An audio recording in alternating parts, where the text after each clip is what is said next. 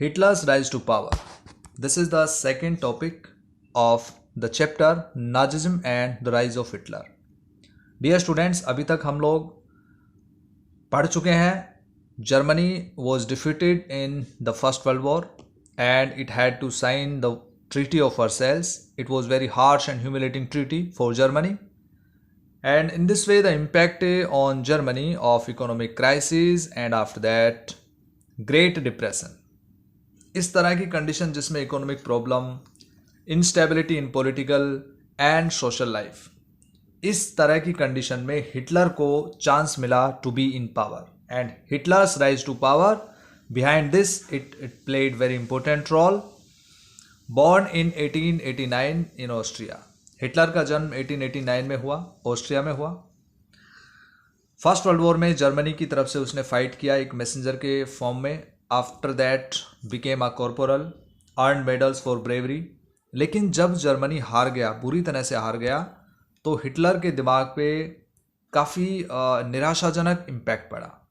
In 1919 he joined a small group German workers party. Hitler जो है वो Germany की हार का बदला लेना चाहता था. उसके दिमाग में ये चीज़ आ चुकी थी कि उसको जर्मनी का जो डिग्निटी और ऑनर है वो दोबारा से गेट करना है. He subsequently took over the organization and renamed it the National Socialist German Workers Party. तो जर्मन वर्कर्स पार्टी जो थी वो अब क्या बन गई? National socialist German workers party. इसी पार्टी का नाम नाजी पार्टी पड़ गया. 1923 में हिटलर ने बवेरिया पे कंट्रोल करने का प्लान बनाया और बर्लिन की तरफ उसने मार्च किया, लेकिन बाद में उसको अरेस्ट कर लिया गया. देशद्रोह का मुकदमा चला, बाद में उसको रिलीज कर दिया गया, छोड़ दिया गया. Nazis could not effectively mobilise popular support till the early 1930s. Great depression का इम्पैक्ट था जिसकी वजह से हिटलर ने इसका पूरा फ़ायदा उठाया, लोगों को प्रोमिसेस किए. जहाँ तक हम देखते हैं ग्रेट डिप्रेशन का इम्पैक्ट बड़ा भयंकर था. बैंक्स बंद हो चुके थे, बिजनेस पूरी तरह से ठप हो चुके थे, वर्कर्स जॉबलेस हो चुके थे और middle class people also were threatened with destitution. इस तरह की कंडीशंस में नाजी प्रोपेगेंडा यानी कि नाजी ने जो प्रचार किया एक तरह से, वो फ्यूचर के लिए एक उम्मीद की किरण दिखाई दी फॉर द जर्मन पीपल. और 1928 की हम अगर बात करें तो पार्टी को सिर्फ 2.6% वोट ही मिली थी राइक्सटैग के लिए जो चुनाव हुए थे. Reichstag is the parliament of Germany, German parliament. लेकिन 1932 यानी कि ग्रेट डिप्रेशन के बाद ये लार्जेस्ट पार्टी बन गई जब इसको 37% वोट मिल गए. और ये आप देख सकते हैं, this is Hitler being greeted at the party congress in Nuremberg in 1938. ये न्यूरेमबर्ग पार्टी रैली की फोटो है, तस्वीर है. ये एक और तस्वीर आप देख सकते हैं, this is also Nuremberg rally 1936, जिसमें आपको कितनी बड़ी प्रोपोर्शन में लोग दिखाई दे रहे हैं. ये बहुत बड़ी भीड़ आपको दिखाई दे रही है. तो ये जो भीड़ है, ये स्वास्तिक सिंबल्स आपको दिखाई दे रहे हैं. This is the crowd for Hitler. Hitler एक बहुत ही अच्छा स्पीकर था. His passion and his words moved people. He promised to build a strong nation undo the injustice of Versailles treaty, कि इसका बदला लेगा, जर्मनी को सम्मान दोबारा से दिलवाएगा. और उसने एम्प्लॉयमेंट के लिए प्रोमिस भी किया, सबको काम मिलेगा, यूथ का फ्यूचर अच्छा होगा, इस तरह की. और फॉरेन कंडीशंस भी जर्मनी के फेवर में होगी. तो ये सारी की सारी प्रोमिसेस उसने की. Hitler devised a new style of politics. He understood the significance of rituals and spectacle in mass mobilisation. Nazis held massive rallies, ये जैसे आपको दिखाई दे रही है. Hitler addressing SA and SS, ये फोर्सेस थी. इसके बाद public meetings to demonstrate the support for Hitler and instil a sense of unity among the people. The red banners with the swastika, जैसे हमने सिंबल देखा था swastika. Nazi salute and the ritualised rounds of applause after the speeches were all part of this spectacle of power. So this was the impact of Hitler. Nazi propaganda skilfully projected Hitler as a मसीहा. Hitler को एक मसीहा के रूप में दिखाया गया. एक सेवियर के रूप में दिखाया गया। Someone who had arrived to deliver people from their distress, जो सब तरह की दिक्कतों से जर्मन पीपल को बचा सकता है, इस तरह से हिटलर को दिखाया गया। इसके बाद चलते हैं अगले टॉपिक पे, द डिस्ट्रक्शन ऑफ डेमोक्रेसी। जब हिटलर पावर में आया 1933 में, सबसे पहले 30 जनवरी 1933 को प्रेसिडेंट हिंडनबर्ग ने हिटलर को चांसलरशिप ऑफर किया। Chancellorship, it was the highest position in cabinet of ministers to Hitler. तो हिटलर ने चांसलर बनने के बाद धीरे धीरे बाद में पावर को गेन किया और बाद में वो प्रेसिडेंट भी बन गया। A mysterious fire that broke out in German parliament building in February facilitated his move. The fire decree of 28 February 1933. तो जर्मन पार्लियामेंट में जो बिल्डिंग में जो आग लग गई थी मिस्टीरियस, तो उसके बाद उसने फायर डिक्री पास किया। और आपको याद रखना है डियर स्टूडेंट्स कि फायर डिक्री जो था वो 28 फरवरी 1933 को पास हुआ था। और इस फायर डिक्री के अकॉर्डिंग सभी सिविल राइट्स जो है वो सस्पेंड कर दिए गए थे, जैसे फ्रीडम ऑफ स्पीच, प्रेस और assembly, that had been guaranteed by the Weimar constitution.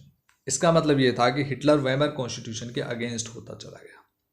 Then he turned on his arch enemies, जैसे कम्युनिस्ट उसके दुश्मन थे, most of whom were hurriedly packed off to the newly established concentration camps.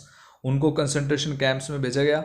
ये ऐसी जगह होती थी जहाँ पे हिटलर जो है अपने ओपोनेंट्स को भेजता था और वहाँ पे उनको मारा जाता था, टॉर्चर भी किया जाता था। The repression of the communist was severe, जिसमें से out of the surviving 6,808 arrest files of Dusseldorf, a small city of 500,000 population, जिसमें से 1440 1440 were those of communist alone. सिर्फ इनमें से इतने कम्युनिस्ट थे। They were however only one among the 52 types of victims persecuted by the Nazis across the country.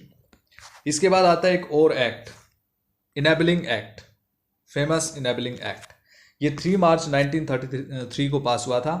और इस act के अकॉर्डिंग फाइनली हिटलर ने डिक्टेटरशिप जो है जर्मनी में इम्प्लीमेंट कर दी। हिटलर ने सारी पावर्स अपने हाथ में ले ली और सभी तरह की जो रिप्रेजेंटेटिव बॉडीज थी उनको साइड में कर दिया, right.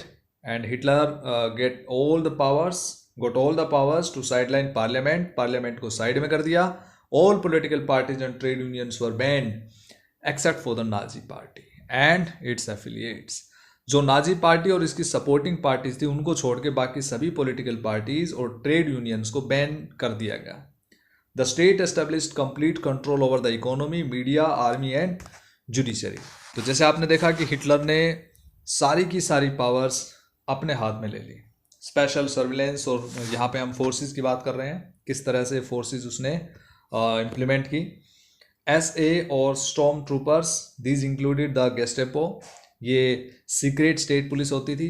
SS the protection squads होते थे। क्रिमिनल पुलिस और सिक्योरिटी सर्विसेज, ये SD होते थे। It was the extra constitutional powers of these newly organised forces that gave the Nazi state its reputation as the most dreaded criminal state.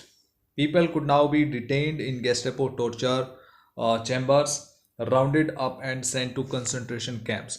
तो इस तरह से जो भी इसके एनिमीज थे या ओपोनेंट्स थे उनको टॉर्चर किया गया, कंसंट्रेशन कैंप्स में भेजा गया। अब चलते हैं रिकंस्ट्रक्शन में।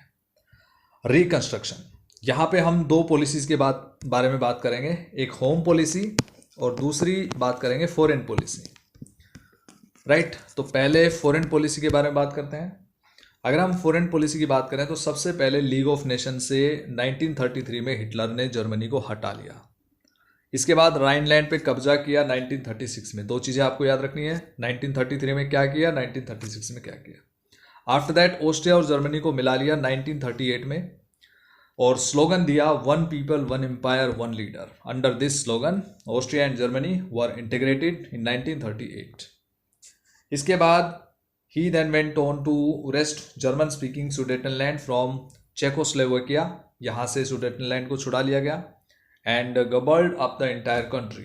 इन all of these he had the unspoken support of England यहाँ पे आपको याद रखना है कि उसको कहीं ना कहीं से इंग्लैंड की जो है इनडायरेक्ट सपोर्ट हिटलर को मिली। क्यों मिली थी इंग्लैंड की सपोर्ट, ये भी आपको याद रखना है, क्योंकि इंग्लैंड जो था वो ट्रीटी ऑफ वर्सैल्स के फेवर में नहीं था और उसको ऐसा लगता था कि ये हार्श ट्रीटी थी, जो इतनी हार्श ट्रीटी साइन नहीं करनी चाहिए थी। Hitler did not stop here. सैक्ट had advised Hitler against investing hugely in rearmament as the state still ran off deficit financing. सैक्ट जो उसका मिनिस्टर था, फाइनेंस मिनिस्टर, उसने कहा कि हमें युद्ध पे फोकस ना करके हथियारों पे कमी करके और हमें इन्वेस्ट करना चाहिए अपनी इकोनॉमी को अच्छा करने के लिए। लेकिन उसकी बात को नहीं माना गया, उसको साइड में कर दिया गया। और यहाँ पे आप ये मैप देख पा रहे हैं, इसमें आपको येलो कलर से जो दिख रहा है ग्रेटर जर्मनी, और जो आपको ब्राउन कलर से दिख रहा है ये कोऑपरेटिंग पावर्स थी, फिनलैंड और हंगरी, स्लोवेकिया, रोमानिया, बुल्गारिया। ये कोऑपरेटिंग पावर्स थी किसकी? जर्मनी की। इसके बाद टेरिटरीज अंडर जर्मन ऑक्यूपेशन, ये जर्मनी के अंडर में थे, नॉर्वे। इसके बाद में एस्टोनिया, लिथुआनिया, पोलैंड, यूक्रेन और फ्रांस की टेरिटरीज आ गई। ये सब जर्मन ऑक्यूपेशन के अंडर में थे। इटली एंड इट्स टेरिटरीज की अगर हम बात करें तो इटली और अल्बानिया, ये दो इंपॉर्टेंट थे। और न्यूट्रल स्टेट कौन कौन से थे? स्वीडन, आयरलैंड, पोर्टुगल, स्पेन और स्विट्जरलैंड। ये 5 कंट्रीज थी जो न्यूट्रल कंट्रीज थी, right. Resources were to be accumulated through expansion of territory. In September 1939 Germany ने पोलैंड पे अटैक कर दिया। सितंबर 1939 में जर्मनी ने पोलैंड पे अटैक कर दिया और ये सेकेंड वर्ल्ड वॉर शुरू हो गया। फ्रांस और इंग्लैंड भी इसमें आ गए। इन सितंबर 1940 ट्रिपटाइट पैक्ट साइन हो गया जर्मनी, इटली और जापान के बीच में, याद रखना है आपको, 1940 में। Strengthening Hitler's claim to international power, और हिटलर अब काफ़ी पावरफुल हो चुका था और 1940 के एंड तक आते आते हिटलर की जो पावर थी वो पिनेकल पे थी। Hitler now move to achieve his long term aim of conquering Eastern Europe. अब हिटलर क्या चाहता था? ईस्टर्न यूरोपियन कंट्रीज पे कंट्रोल करना चाहता था, ये भी आपको याद रखना है। He wanted to ensure food supplies and living space for Germans. He attacked the Soviet Union in June 1940। ये हिटलर की सबसे बड़ी मिस्टेक थी। It was historic blunder. Hitler expose the German western front to British aerial bombing and the eastern front to the powerful Soviet army. जिस तरह से उसको घेर लिया गया और सोवियत रेड आर्मी ने इन्फ्लिक्ट किया crushing and humiliating defeat on Germany at Stalingrad, बुरी तरह से आ रहा है। और तब तक उनका चेज किया जब तक वो बर्लिन तक नहीं पहुंच गए। तो इस तरह से जर्मनी को बहुत महंगा पड़ा सोवियत पे अटैक करना। Meanwhile the USA had registered involvement in the war. USA नहीं चाहता था वॉर में आना, लेकिन जापान ने यहाँ पे गड़बड़ कर दी। जापान ने पर्ल हार्बर पे अटैक कर दिया यूएस बेस में, और इसलिए यूएस भी इसमें एंटर हो गया। और इस तरह से जो एक्सिस पावर्स थी उनका हारना लगभग निश्चित हो चुका था। The war ended in may 1945। The Hitler's defeat and the US dropping of the atom bomb on Hiroshima in Japan, Nagasaki in Japan, 2 शहरों पे बॉम्ब गिराया गया था। और इस तरह से सेकेंड वर्ल्ड वॉर ख़त्म हो गया और जर्मनी इसमें हार गया था। सो डियर स्टूडेंट्स, इसके बाद हम पढ़ेंगे द नाजी वर्ल्ड व्यू। तब तक आप इस प्रीवियस टॉपिक जो हमने कवर किया है इसको रिवाइज करें और टेक्स्ट बुक से पढ़ें। Thank you, have a nice day.